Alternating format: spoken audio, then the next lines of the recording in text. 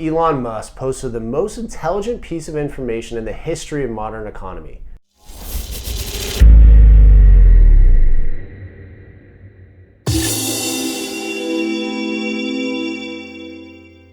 There are hundreds of ways social media affects the economy. The S&P 500 is dominated by 5 companies, one of which controls 3 of the most influential social media platforms in the world. Facebook owns, obviously, Facebook. They also own Instagram and Twitter. Social media is also a good source of leads for businesses, information for research, and connection for lonely people.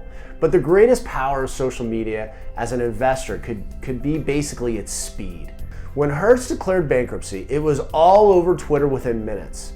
And the next day, Hertz, the stock, soared, and that made up for much more than what they lost. Then there's Apple. Leaks of their new phones or products are disseminated through social media, and that heightens the demands for the product even more before they're actually formally released. The same thing is true when it comes to investments. Opportunities to new investments pop up on social media just as fast as the news of Taylor Swift's new music. It's just a matter of following the right people. When Bank of America released their prediction about gold getting to $3,000 an ounce in the next 18 months, Noble Gold's phones blew up.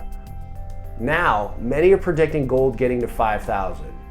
You'd know this if you're following the right people and the right companies that push this investment information first.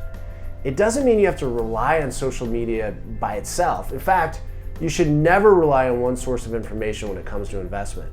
Social media is a starting point. It's not a finish line. Connect with credible people, but also learn how to pull the right numbers and analyze the right data in the right context. If you're interested in investing in precious metals and you want to talk to a no-hassle representative that has experience in physical metal, give us a call. Phone number is 877-646-5347.